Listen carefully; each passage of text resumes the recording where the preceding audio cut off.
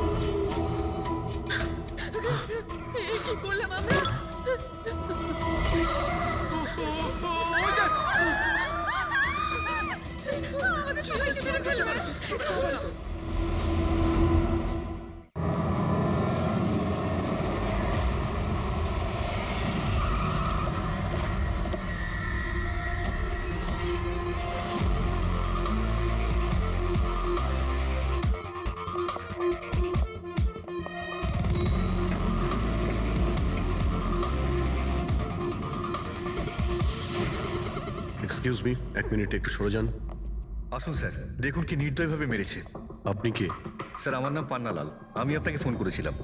Set ভাই আর আমি বহুদিন থেকেই একসঙ্গে ব্যবসা করি। কাল সন্ধ্যায় আমি যখন এসেছিলাম তখনও পর্যন্ত সব ঠিক ছিল, তারপর স্যার এইসব ঘটে গেল।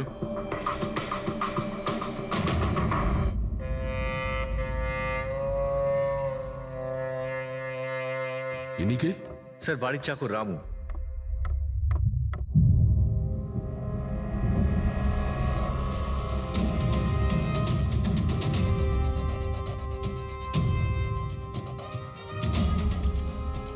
মনে হচ্ছে ঘুমন্ত অবস্থায় মেরে দিয়েছে, ওঠার কোনো সুযোগই পাইনি।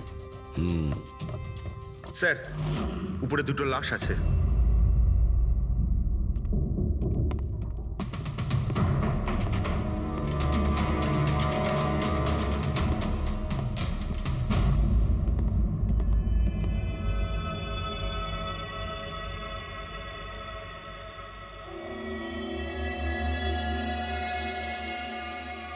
মনে হচ্ছে চাকরের চিৎকার শুনেও বাইরে এসেছিল, আর খুনি ওকে এখানেই মেরে দিয়েছে। বেডরুমেও একটা লাশ।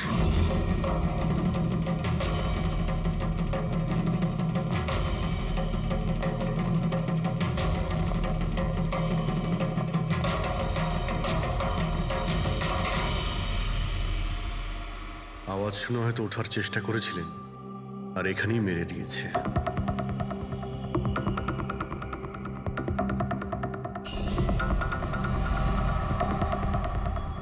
লকার থেকে কি কি চুরি হয়েছে আপনি কি জানেন কিছু? স্যার 10 কোটি টাকার হিরে ছিল, 2 সপ্তাহ আগে আমি পলিসিও করিয়েছিলাম, সমস্ত হিরে নিয়ে চলে গেছে। হিরে? স্যার, একটা অস্ত্র বাথরুমে।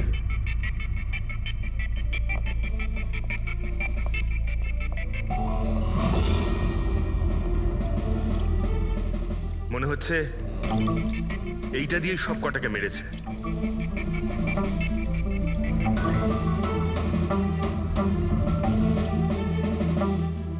এটা খুব ভালো মতো পরিষ্কার করে দিয়েছে। তাও আবার সাবান দিয়ে। মনে হচ্ছে না এতে কোনো প্রমাণ পাবো। ভাই, এ তো একটা বিপজ্জনক খুনি। প্রথমে 3-3টে খুন করে, আর তারপরে বাথরুমে বসে অস্ত্রটা পরিষ্কারও করে দেয়। সাইকোপ্যাথ। আচ্ছা, এই হীরের ব্যাপারে আরো কেউ কি জানতো? স্যার 3 জন লোক জানতো। কারা? আসুন দেখাচ্ছি স্যার। একজন তো ওনার ভাইপো কমলেশ, 2 জন এমপ্লয় ছিল, সতীশ আর স্যার মানিক। আসুন স্যার আমি দেখাচ্ছি আপনাদের।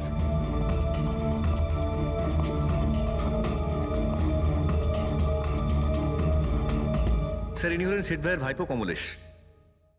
হ্যাঁ, আমি কমলেশ। ওনারা আমার কাকু কাকিমা ছিলেন। আর এ হলো মানিক আর ও সতীশ। হ্যাঁ স্যার, ওই হিরে পলিশ করার কাজ আমাকে আর মানিক স্যারকে দিয়েছিল। আর স্যার আমার 10 কোটি টাকার হিরে নিয়ে চলে গেল, আমি তো বরবাদ হয়ে গেলাম। কোথা থেকে আমি ফেরত পাবো বলুন? আপনি হয়তো ভুলে যাচ্ছেন 3-3টে খুন হয়েছে এখানে। ওনাদের জীবন হীরের থেকে অনেক বেশি মূল্যবান, বুঝেছেন আপনি? বাইরে গিয়ে দেখি, হয়তো কেউ কিছু দেখেছে।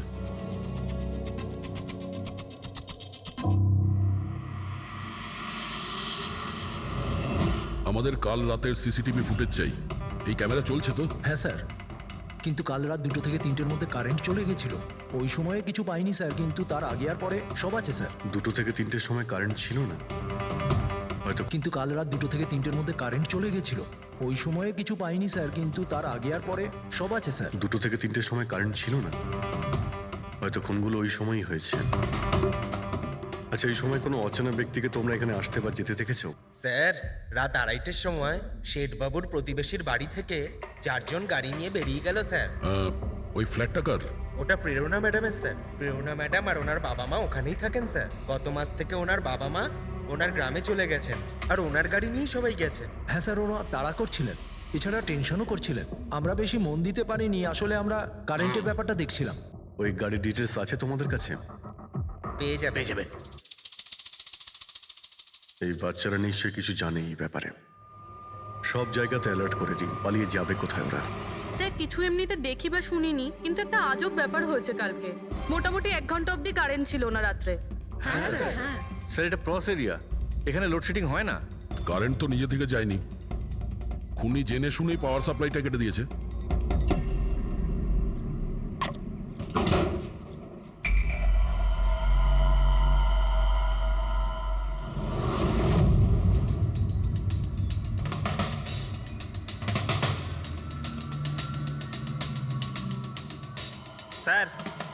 এই দেখুন, কেউ নাড়াচাড়া তো করেছে। যেই লোকটা এই ওয়্যারটা কেটেছে সে খুব ভালো করেই জানতো এই ওয়্যারটা কাটলে পুরো এরিয়ার কারেন্ট চলে যাবে। আর পুরো সোসাইটিরও। হ্যাঁ, ঠিক আছে, থ্যাংক ইউ। পরিষ্কার, কেউ রাত্রি 2টোর সময় এই জাংশন বক্স থেকে পাওয়ার সাপ্লাই কেটে দিয়েছিল, যাতে সোসাইটির যে সিসিটিভি ক্যামেরাগুলো আছে সেগুলো অফ হয়ে যায়। তারপরে ও কম্পাউন্ডে ঢুকলো আর মিস্টার সিডের ঘরে ঢুকে গেছিল। আর প্রায় 2টো থেকে 2:30টার সময় ফোনটা করে, হিরেগুলো চুরি করে আর তারপর ওখান থেকে পালিয়ে যায়। আর তারপর 3টের সময় আবার কারেন্ট চলে এলো।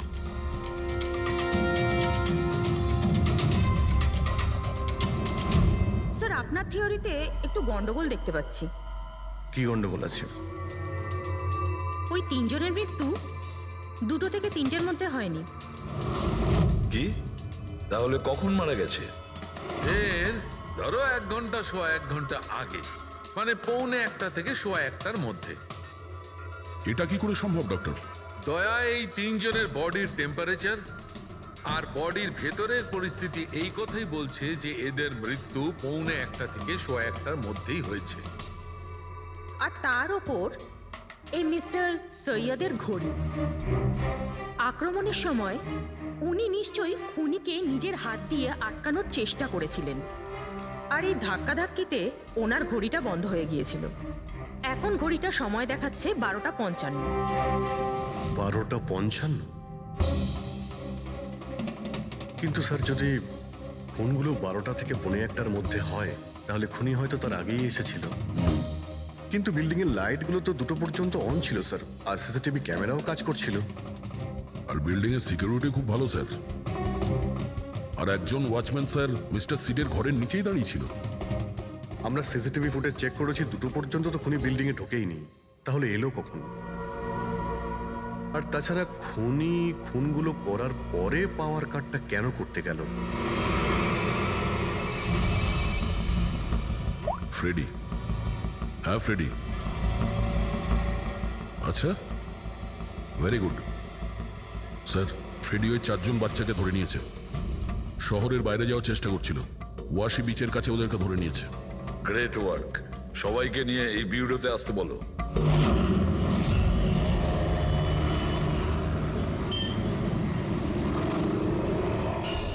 ওরা আমাদের জন্য মরে গেছে।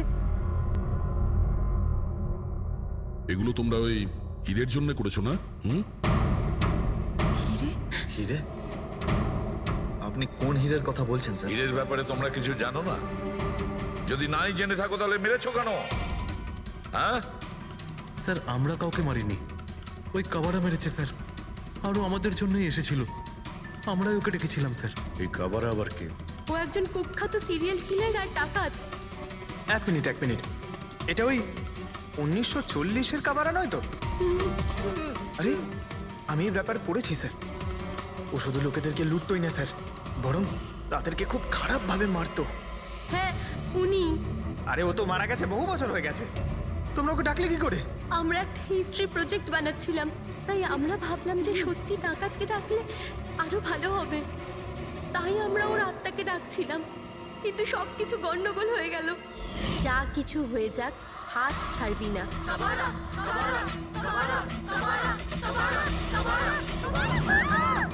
তোরা হাত কেন ছেড়ে দিলি রবি? তোরা জানিস এটা কত ভয়ঙ্কর হতে পারে? Guys, let's just change.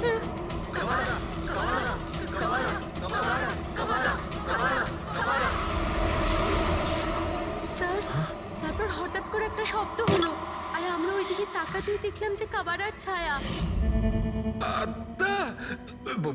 ভূত ডাকছিলে তোমরা?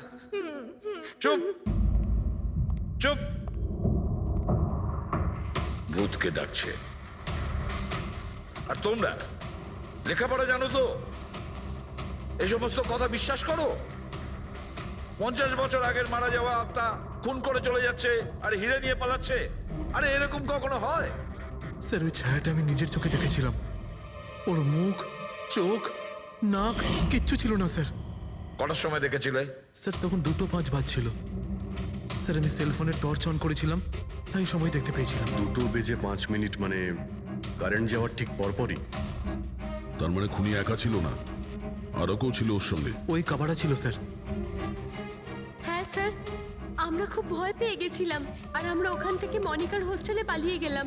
স্যার আসলে আসলে আমি আপনাদের থেকে একটা কথা লুকিয়েছি। অ্যাকচুয়ালি সেই রাতে বন্ধুদের ভয় দেখানোর জন্য আমি প্ল্যানচেট নিয়ে মজা করেছিলাম। টেবিলটা পা দিয়ে নাড়িয়েছিলাম আর ম্যাগনেটের সাহায্যে ব্লাড আর কাবারা লিখেছিলাম স্যার। সরি স্যার, কিন্তু এই ছায়া আর ভয়ঙ্কর মুখটা আমি দেখেছিলাম, ওটা কাবারার আত্মাই ছিল স্যার। একটা কথা মনে রাখবে, এই আত্মা টাত্মা বলে কিছু নেই। পঙ্কজ, এদের সবার বাড়িতে ফোন করো, ডাকো এদের বাড়ির লোককে, বলো এদেরকে নিয়ে যেতে, কেমন? অভিজিৎ, এই ছেলেমেয়েরা তখন নিশ্চয়ই কিছু দেখেছিল, নিশ্চয়ই দেখেছিল। আর যা কিছু দেখেছে সেটা এই 3টে হত্যার সঙ্গে জড়িত। খোঁজ নিয়ে দেখতে হবে কে সেই ছায়ামূর্তি।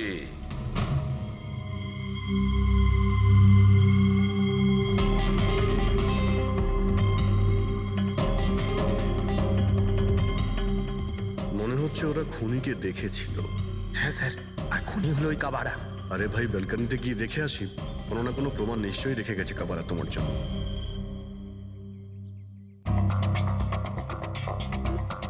তাহলে এটা পড়ার আওয়াজ শুনেছিল লোকেরা?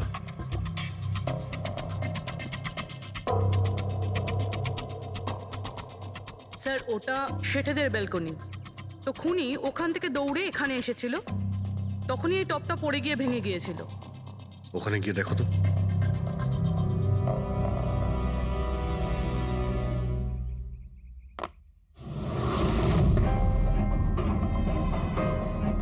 স্যার ছাপটা ক্লিয়ার নয়, তবে মনে হচ্ছে এটা 7 নম্বরের জুতো। পা খুব ছোট, মনে হচ্ছে এর হাইট খুব একটা বেশি হবে না। যতই ও ছোট হোক না কেন, ও খুব শক্তিশালী। যেভাবে ও খুন করেছে, তোমার কি মনে হয় পঙ্কজ? কিছু বলবে? এই জুতোর চিহ্ন কোনো মানুষের, নাকি আত্মারাও আজকাল জুতো পরা শুরু করে দিয়েছে? না স্যার, আপনি যা বলছেন সেটা ঠিক, কিন্তু ওই নাক, কান, মুখ ছাড়া ওই ছায়াটা কি ছিল স্যার? এটা আর এমন কি ব্যাপার?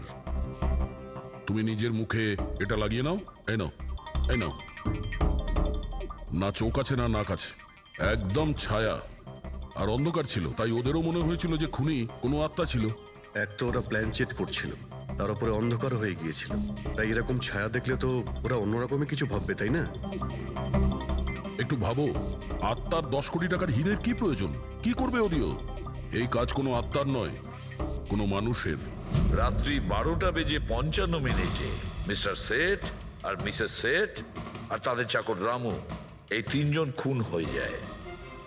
রাত্রি 2টোর সময় জংশনের মিটার বক্সে কেউ তার টেনে ছেড়ে, আর রাত্রি 2:05 খুনিকে প্রেরণার ব্যালকনি থেকে পালাতে দেখে আদনান। এক প্রশ্ন এটাই যে স্যার, খুনি বাড়ির ভিতরে ঢুকলো কি করে? আমাদের কাছে রাত্রির 2টো পর্যন্ত সিসিটিভি ফুটেজ আছে স্যার। দুপুরের পরে বাড়ির কাছে কেউ আসেনি, দরজা জানলা সব বন্ধ ছিল, কেউ এন্টার করতেই পারবে না। ব্যাপারটা তো এরকম দাঁড়ালো যে রাত 12:55 খুনি জাদু বলে বাড়িতে প্রকট হয়ে সবাইকে মেরে ফেললো। কি বললে তুমি ফেডরিক? কি বললে? বলিনি তো আমি, মানে ফেডরিক তুমি একদম ঠিক বলেছো।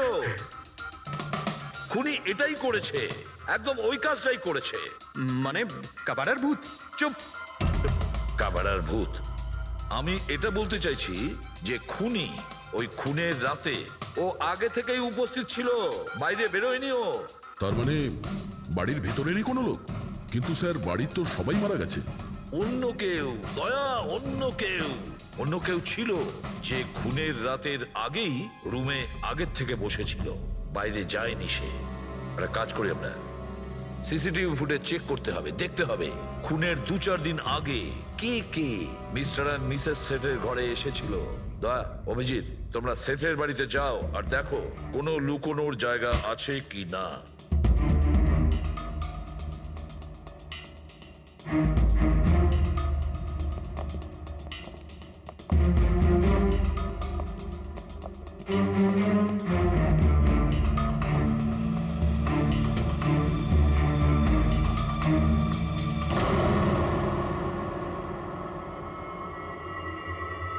দয়া,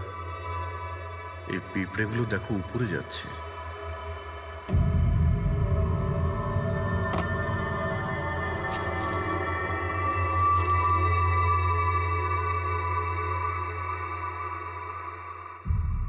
ড্রাই ফ্রুটস?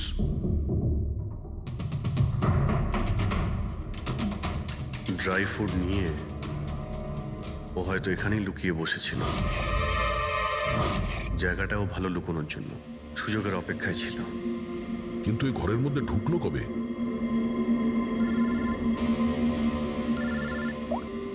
হ্যাঁ স্যার, ফুটেজ সোসাইটির অফিসে দেখে নিচ্ছি স্যার। হ্যাঁ হ্যাঁ, ফোনটা অন আছে, ফোনটা স্পিকারে আছে। পূরবী, স্যার কিছু জানতে পারলে কি? স্যার আমি খুনের রাত্রের থেকে 2 দিন আগের এন্ট্রিগুলো দেখছি, আর কিছু পেয়েছি স্যার। কি পেয়েছো? 2 দিন আগে স্যার চ্যাম্পিয়ন সেলস কোম্পানির একটা টেম্পো এসেছিল 10:15টার সময়।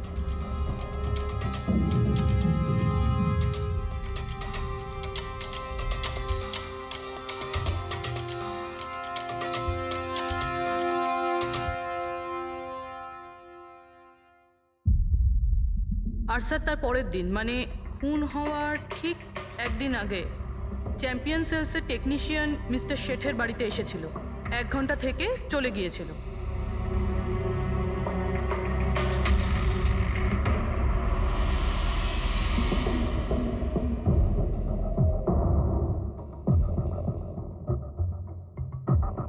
আপনি একটু বাইরে যান। দুজন এসেছিল ফ্রিজ ডেলিভারি করতে, আর দ্বিতীয় লোক হতে পারে ফ্রিজ ইনস্টল করতে, কিন্তু 1 ঘন্টার মধ্যেও বেরিয়ে গেছে।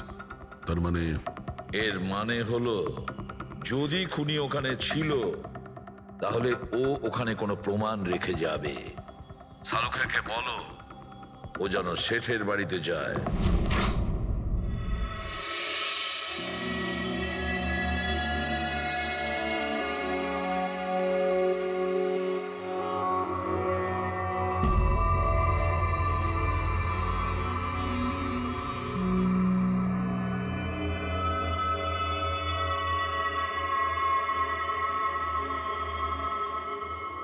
কিছু পাওয়া গেল ডক্টর?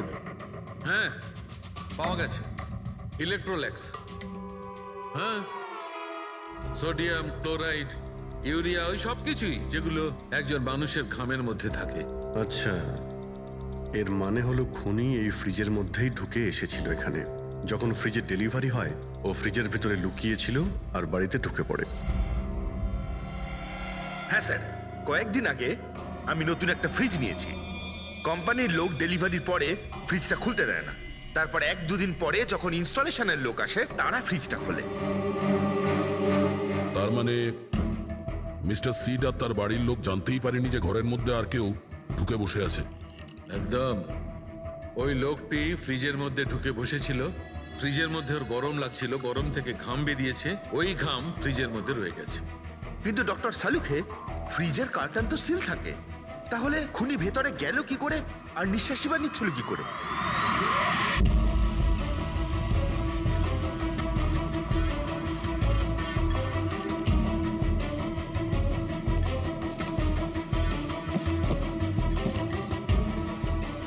এই দেখো, এখান থেকে শ্বাস নিচ্ছিল। এ তো দেখছি ট্রোজান হর্সের গল্প হয়ে গেল। Trojan horse? সেটা আবার কি? ভাই, বড় একটা কাঠের ঘোড়া, কিন্তু ভিতর থেকে খালি, ফাঁপা। ভিতর থেকে খালি? হ্যাঁ, যার মাধ্যমে গ্রিক সৈনিকেরা ট্রয়ের মধ্যে ঢুকে পড়েছিল। গ্রিক সৈনিকেরা বড় একটা কাঠের ঘোড়া ট্রয়েতে পাঠিয়েছিল, যাতে আগে থেকেই সৈনিকেরা ছিল। ট্রয়ে পৌঁছানোর পরে সৈনিকেরা বাইরে বের হয় আর তারপর ট্রয়ের উপরে আক্রমণ করে। এই খুনিও একই উপায় অবলম্বন করেছিল আর সফলও হয়েছিল।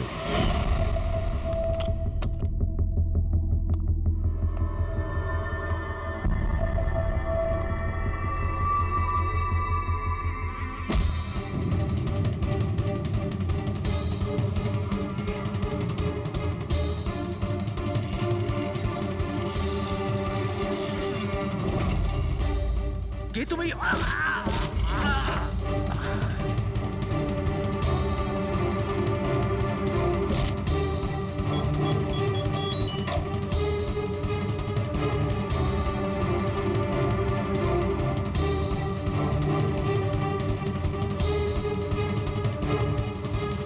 যাওয়ার আগে ও নিজের হাত ধুয়েছিল, অস্ত্রটাও পরিষ্কার করেছিল, আর ঠিক 2টোর সময় ওর যে সঙ্গী নিচে ওয়েট করছিল সে পাওয়ার সুইচ অফ করে দিয়েছিল, আর অন্ধকারের সুযোগ নিয়ে ও এখান থেকে পালিয়ে গেছে।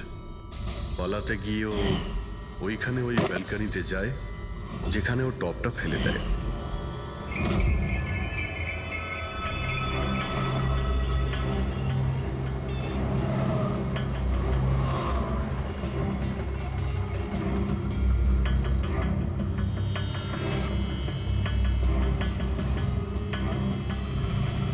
স্যার, ইনি চ্যাম্পিয়ন্স কোম্পানির ম্যানেজার।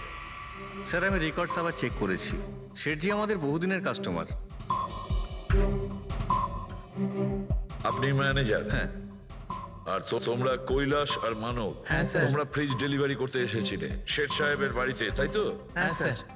আর তুমি রানা, তুমি ফ্রিজ ইনস্টল করেছিলে? হ্যাঁ স্যার। কিন্তু কি হয়েছে স্যার? মিস্টার সেট, ওনার স্ত্রী আর ওনার কাজের লোক খুন হয়েছেন। কোন? কিন্তু স্যার আমরা তো কিছুই করিনি স্যার। হ্যাঁ, স্যার। আমরা তো অ্যাসাইনমেন্ট পেয়েছিলাম, আমরা গোডাউন থেকে ফ্রিজ তুলেছিলাম আর ওনার বাড়িতে ডেলিভারি দিয়েছিলাম। কিন্তু স্যার এটা তো আমাদের রোজের কাজ স্যার। হ্যাঁ স্যার, একটা কথা বলার আছে। ওই ফ্রিজটা স্যার একটু বেশি ভারী ছিল, প্রায় 30-35 কিলো বেশি ছিল স্যার। হ্যাঁ স্যার, আমরা এই ব্যাপারটা নিয়ে কথাও বলছিলাম। আমরা ভাবলাম যে কোনো নতুন মডেল হবে। স্যার আমি এদের লগবুক চেক করেছি, এরা দুজনে 9টার সময় গোডাউনে পৌঁছেছিল, আর 9:30টার সময় টেম্পোতে ফ্রিজটা লোড করেছিল, আর 10:15টার সময় এরা ওই ফ্রিজটাকে মিস্টার সিডের বাড়িতে ডেলিভারি করে ওখান থেকে বেরিয়ে গেছিল। এর মধ্যে তো কেউ ফ্রিজের ভিতরে ঢুকতে পারবে না। যা কিছুই হয়েছে 9:30টার আগেই হয়েছিল স্যার। স্যার এই খুনি রাত্রেই বোধহয় ফ্রিজের মধ্যে ঢুকে বসেছিল। মিস্টার রানা, আপনি গেছিলেন ওখানে ফ্রিজ ইনস্টল করতে, ফ্রিজের প্যাকিংয়ে আপনার কোনো গন্ডগোল লেগেছিল? মানে এরকম মনে হয়েছিল কি প্যাকিংটাতে কোনো গন্ডগোল আছে? সেরকম কিছু ছিল না স্যার, প্যাকিংটা শুধু ভালো ছিল না, কার্টুন আর ভিতরে থার্মোকল পুরো ভাঙা ছিল, যেন কোনো ইঁদুর কেটেছিল। আমার একটু অদ্ভুত লেগেছিল, তাই গিয়ে ফ্রিজটা চেক করলাম। ফ্রিজ একদম পারফেক্ট ছিল স্যার, ওতে কোনো ড্যামেজ বা ফল্টও ছিল না। তাই আমি ওদেরকে এই কথাগুলো বললাম না, কারণ ওরা ফ্রিজটা ফেরত দিয়ে দিত আর আমাদের কোম্পানির নাম খারাপ হয়ে যেত। থার্মোকল ভেঙে দরজায় হয়তো ঢুকিয়ে দিয়েছিল যাতে ও শ্বাস নিতে পারে। এই ফ্রিজের ওজন 40 কিলোর বেশি ছিল। আর ওই জুতোর ছাপ যেটা পেয়েছি 7 নম্বরের, মানে এটাই বলতে চাইছি এই লোকটা কোনো অ্যাভারেজ হাইটের ফিটের নয়। এই জন্যই তো ফ্রিজের ভেতরেও সেট হয়ে যায়। ম্যানেজার বাবু, হ্যাঁ স্যার। মিস্টার শেঠের বাড়িতে যে ফ্রিজটা পাঠানো হয়েছিল সেম ফ্রিজ এখানে একটা আনান। ঠিক আছে স্যার। গেটুকে ডেকে পাঠাও।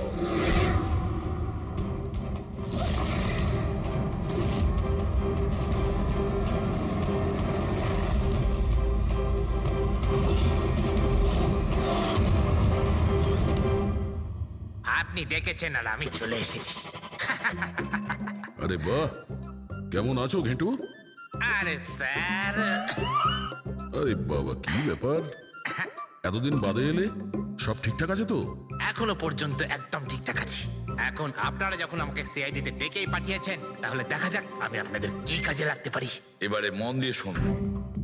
3টে খুন হয়েছে, আর আমরা সন্দেহ করছি যে খুনি ওই ফ্রিজের ভেতরে বসে লুকিয়ে ঘরের ভেতরে ঢোকে, 3 জনকে খুন করে আর পালিয়ে যায়।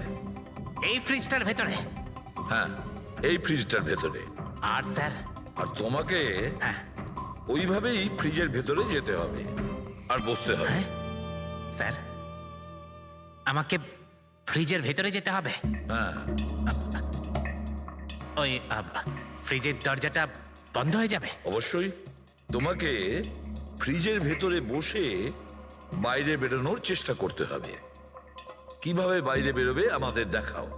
কিন্তু স্যার একটু এক গ্লাস জল পাওয়া যাবে? নিশ্চয়ই পাবে। ফ্রিজের ভেতরে যাও, ভেতরে যাও, যাও। যাচ্ছি স্যার। চল কেটু, চলে যা ফাঁসি কাটে। আজকে হয়ে গেছিস তুই বলির পাঠা। যাচ্ছি স্যার।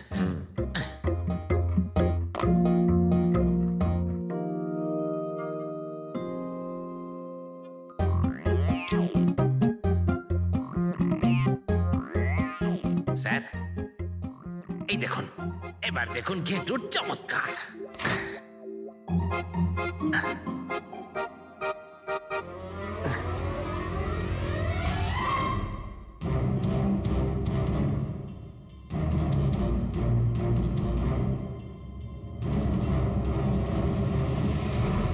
ঘেটু, ঘেটু, বাইরে বেরোনোর চেষ্টা করো। স্যার, ভেতর থেকে খুলতে পারছি না, আপনাকে হেল্প করতেই হবে। ঘেটু, ঘেটু, বাইরে বেরোনোর চেষ্টা করো। ছুরি তো তোমার কাছে আছে। ঘেটু, হ্যাঁ স্যার, স্যার আমাকে বের তাড়াতাড়ি করো, বের করুন বের স্যার। করো ওকে বাইরে। মনে হচ্ছে আরে ওর স্যার, দম শ্বাসকষ্ট বন্ধ হয়ে যাচ্ছে হচ্ছে। স্যার। আরে বাবারে, আরে দরজা খুলে দিলাম তো। ঘেটু, দরজা খুলে গেছে। ঘেটু, ঘেটু, স্যার, হ্যাঁ? আরে বাবারে, আমার চশমা। হ্যাঁ, ওর চশমাটা দাও। এটি, ওকে কফি খাওয়াও, যাও। Thank you. আমারও তো তাই মনে হচ্ছিল, কিছু না কিছু গোলমাল তো নিশ্চয়ই আছে। সেটের বাড়ির ফ্রিজের যে কার্টুনটা আছে, সেটা এত শার্প কাটা হয়েছে বাইরে থেকে, ভেতর থেকে এরকম ভাবে কেউ কাটতেই পারে না। নিশ্চয়ই কেউ বাইরে থেকে কেটেছে ওই খুনিকে বাইরে বের করার জন্য। সে যেই হোক না কেন স্যার, সে ফ্রিজের ডেলিভারি হওয়ার পরে বা ফ্রিজার ইনস্টলেশন হওয়ার আগে এর মধ্যেই হয়তো এসেছে। ঘেটু,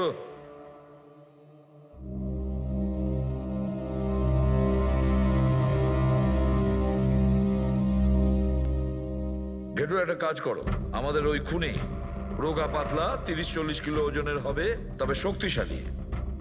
এমন কোন লোককে খুঁজে বের করো যার কাছে হঠাৎ করে অনেক টাকা এসেছে, যে জুয়া খেলে ফালতু অনেক কিছুতে খরচা করছে, এমন কোন লোক। এর মাঝখানে মিস্টার শেঠের ঘরে 3 জন এসেছিলেন।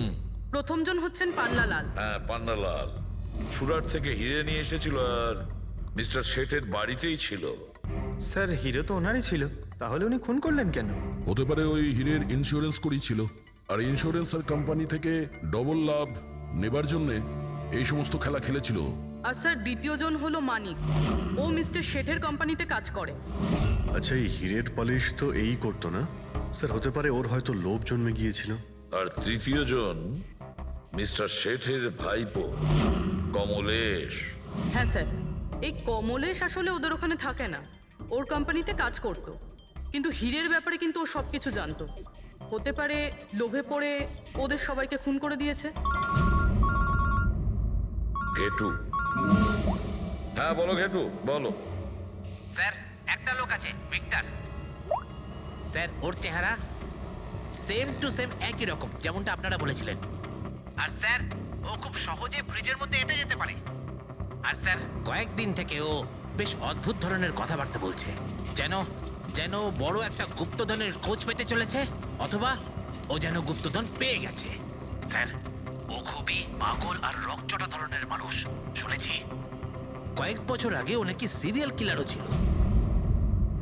স্যার, সব থেকে ইম্পর্টেন্ট কথা যেটা হলো, খুন যদি ভিক্টর করে থাকে, তাহলে আমাদের হাতে বেশি সময় নেই স্যার।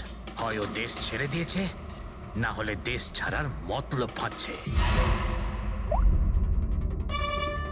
ভিক্টর তো একটা মাধ্যম, ওর পেছনে অন্য কেউ নিশ্চয়ই আছে।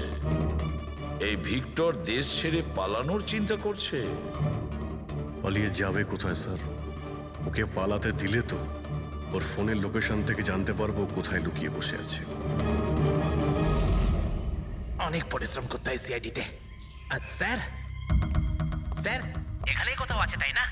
হ্যাঁ ঘেটু, ওর মোবাইলের লোকেশন ওই আশেপাশেই কোথাও দেখাচ্ছে। খুন করার পরে ওখানে লুকিয়ে আছো। ঠিক আছে।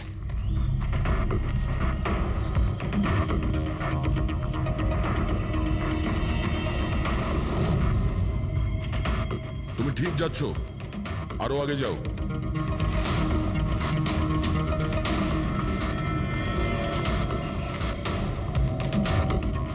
পঙ্কজ স্যার,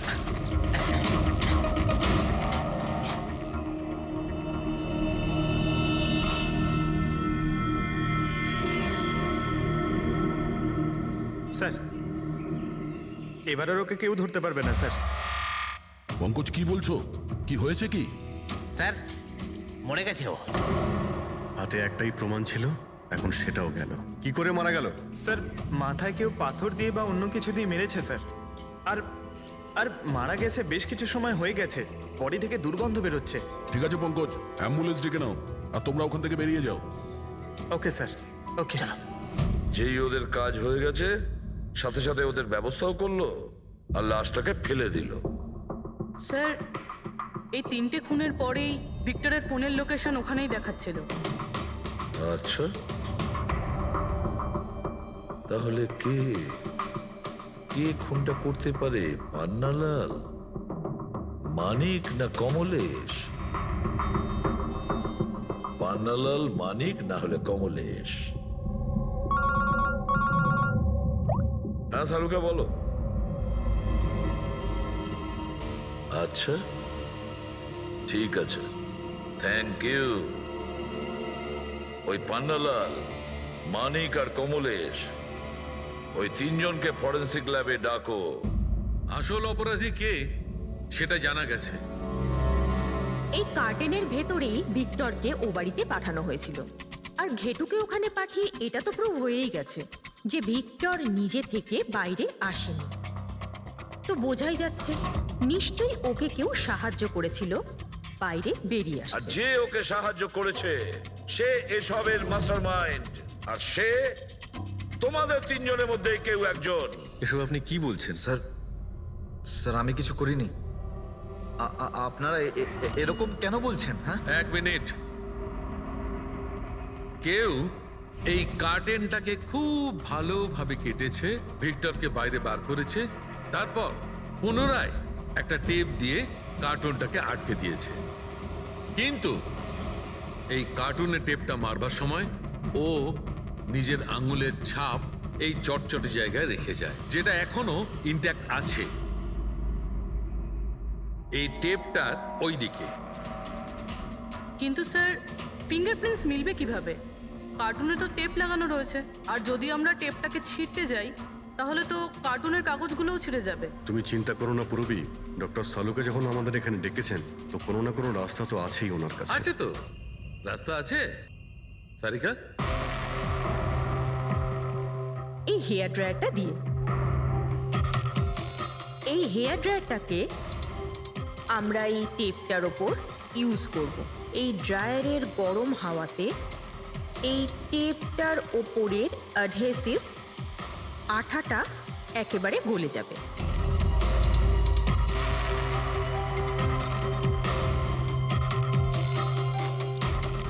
এই দেখুন, ফিঙ্গারপ্রিন্টস পরিষ্কার দেখা যাচ্ছে। আরে দারুণ করলেন সারিকা দেবী, সত্যিই অপূর্ব। ফিঙ্গারপ্রিন্ট একদম পরিষ্কার দেখতে পাওয়া যাচ্ছে। হ্যাঁ, এবার শুধু ওদের সঙ্গে ম্যাচ করে দেখতে হবে।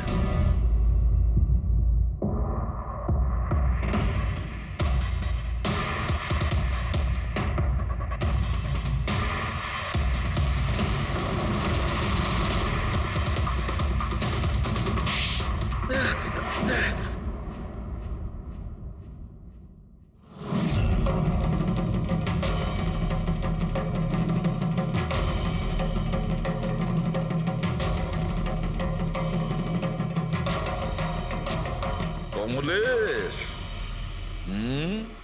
হ্যাঁ আমি করেছি। আমি ওই হিরেগুলোর ব্যাপারে জানতাম, আর আমি এটাও জানতাম যে ওরা একটা নতুন ফ্রিজ নিতে চলেছে। আর তখনই আমার মাথায় একটা প্ল্যান এলো।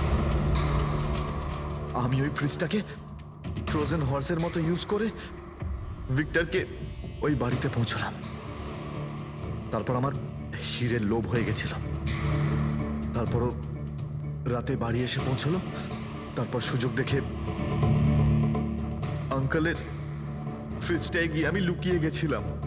আর তারপর ডেলিভারির পরে তুমি ওনার বাড়িতে যাও আর ভিক্টরকে ফ্রিজ থেকে বাইরে বের করো। সেই রাতে আমি কাকুর বাড়িতেই লুকিয়েছিলাম।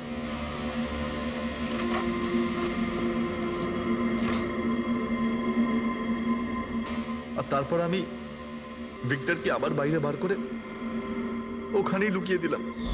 প্রায় 1.5 দিন মতো ওখানেই ছিল। বাড়ির লোক রাতে ঘুমিয়ে পড়লো, ও বাইরে বেরোলো।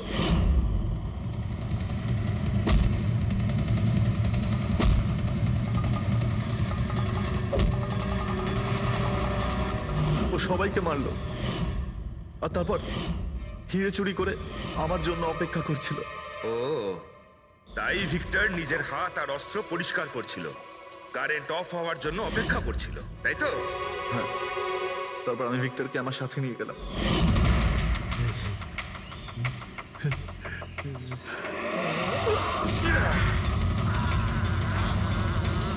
আর মারার পরে ওকে ফেলে দিলাম, যাতে আমার কাছে কেউ পৌঁছতে না পারে। এতটা ভেবেছিলে, এত বড় প্ল্যানিং করলে, কিন্তু তোমার ভাগ্য তোমাকে সাথ দিল না। এটা ভেবে দেখোনি তুমি যেই হও সিআইডিদের হাত থেকে তুমি নিস্তার পাবে না। প্রত্যেক অপরাধী কোনো না কোনো ভুল করেই থাকে। যেমন তুমি নিজের ফিঙ্গারপ্রিন্ট এখানে রেখে গেছো না, ব্যাস ওটাই আমাদের কাছে যথেষ্ট ছিল। 4-4টে খুন করেছো তুমি হিরে পাওয়ার লোভে। এবার নিজের কর্মফল ভোগ করো। কঠোর থেকে কঠোরতম শাস্তি হবে তোমার, হয়তো ফাঁসি। নীতিশ দাদা, আগে তো গানের ব্যাপারটাই বেশ অন্যরকম ছিল। আমি বলছিলাম না আপনাকে, কেডি সাহেবের গলাটা একদম সেই পুরনো স্টাইলের, কেউ ওর পাশে দাঁড়াতেই পারে না। তোমার সব কথাই সত্যি মনু, কিন্তু 1 ঘন্টারও বেশি হয়ে গেছে। এই তোমার কেডি গান শুরু করছেই না। ভাই আমার স্টুডিওর মিটার বেড়েই চলেছে। করবে দাদা, নিশ্চয়ই করবে। সমস্ত ভালো জিনিস তৈরি হতে একটু সময় লাগে। আপনি তাজমহলকেই দেখুন, একদিনে তো তৈরি হয়নি না। অদ্ভুত কথা কেডি, 1 ঘন্টা ধরে কে জানেও কি রেওয়াজ করছে।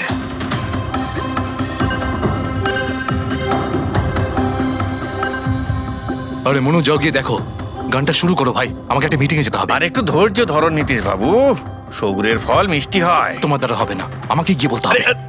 নীতিশ বাবু কি করছেন কি আপনি? আপনি ওনার কনসেন্ট্রেশন ব্রেকআপ করবেন না, নয়তো 1 ঘন্টা আরো লেগে যাবে মুড তৈরি হতে হতে। কি জানে মুড তৈরি করছে নাকি বিয়ে বাড়ির পোলাও রাখছে। চলো আমি রেডি। এই দেখো, আমি বলেছিলাম না রেডি হয়ে যাবে এক্ষুনি, ওই তো রেডি হয়ে গেছে। 1 মিনিট দাদা, ওই কেডি সাহেবের জিঞ্জার ওটা শেষ হয়ে গেছে, আমি নিয়ে আসছি। ভাই আমার আর ডিলে করাস না। আরে দাদা আপনি চিন্তা করবেন না, আমি এই গেলাম আর এক্ষুনি আসছি, এরকমই। হ্যাঁ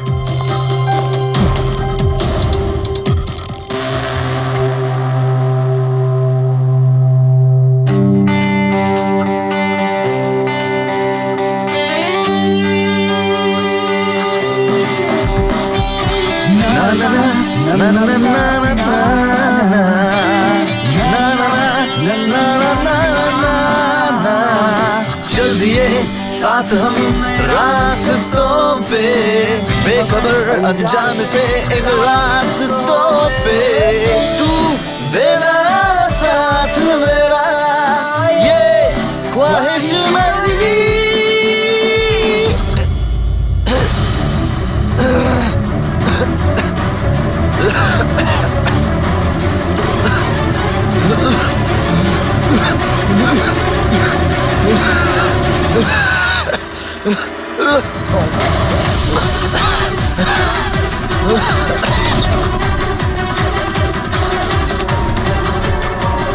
কেডি স্যার,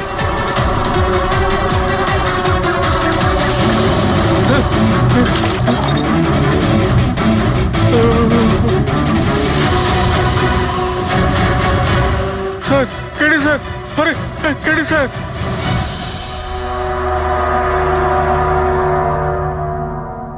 মুখ থেকে গেঁজা বেরোচ্ছে, মনে হচ্ছে বিষ খেয়েছে। যেভাবে এই কেডি এই মাটিতে পড়েছে, মনে হচ্ছে যে এর মৃত্যুর আগে এই ক্রস লেগ হতে পারে এখানে এই টুলে বসেছিল, আর এখান থেকে মানে এখানে বসে হয়তো গান গাইছিল। স্যার, একটা ক্যামেরা আছে, এর ফুটেজটা চেক করে দেখো, যদি কোনো প্রমাণ পাওয়া যায়। আচ্ছা, সবার আগে কেডির লাশটা কে দেখেছে? স্যার মনু, কেডির কুক।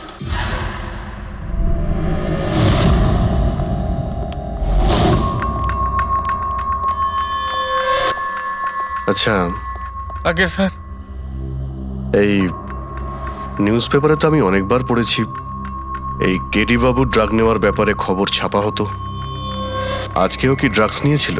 না স্যার, কেডি স্যার তবে থেকে রিহার্সে ফিরে এসেছিল উনি ড্রাগস নেওয়া পুরোপুরি ছেড়ে দিয়েছিলেন স্যার। আচ্ছা,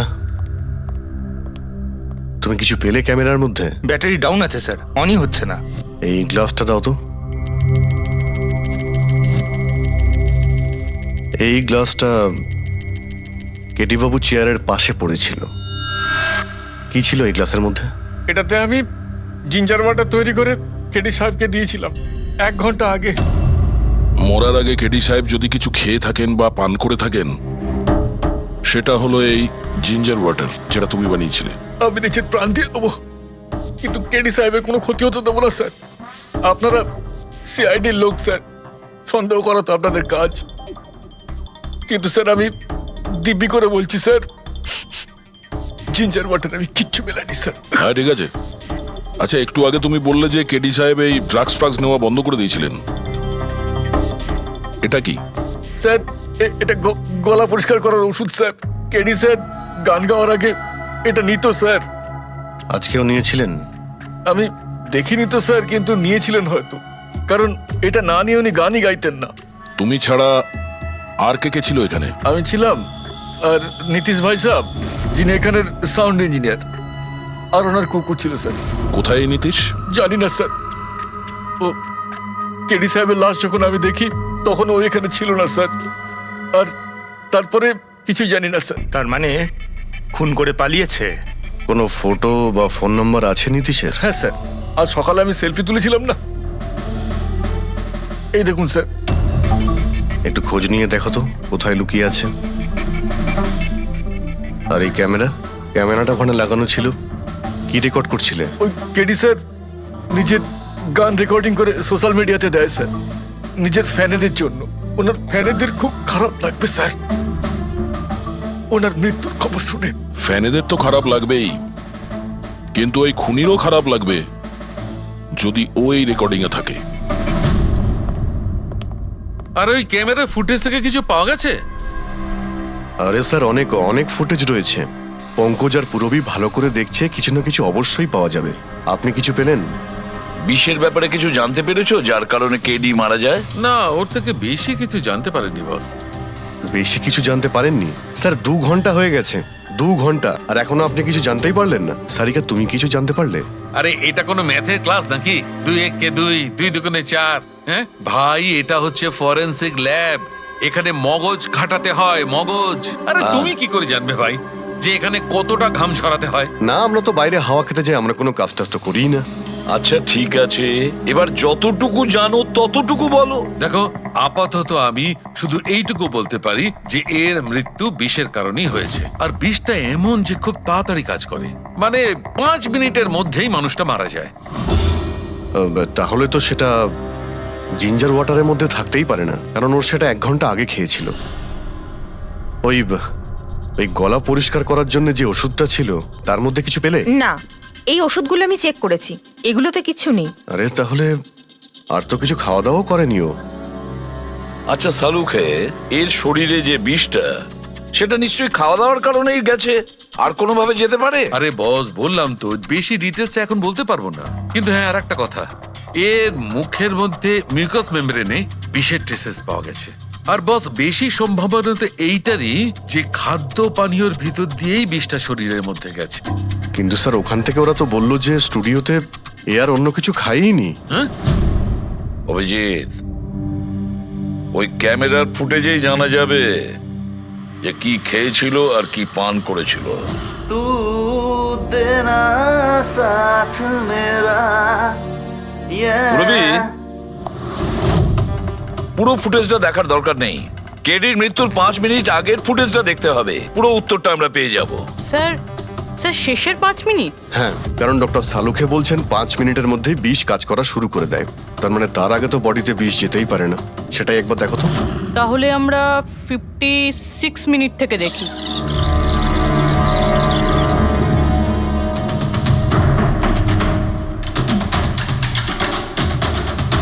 স্টপ, 1 মিনিট। এই দেখো, এই ফ্রেমের মধ্যে ওর মুখের ঠিক পাশে একটা ধোঁয়ার মতো কিছু দেখতে পাচ্ছি। এটা কি? স্যার মনে হচ্ছে ওই ক্যামেরার লেন্সে কোনো নোংরা লেগেছে। আচ্ছা ঠিক আছে, চালাও। na na na na na na na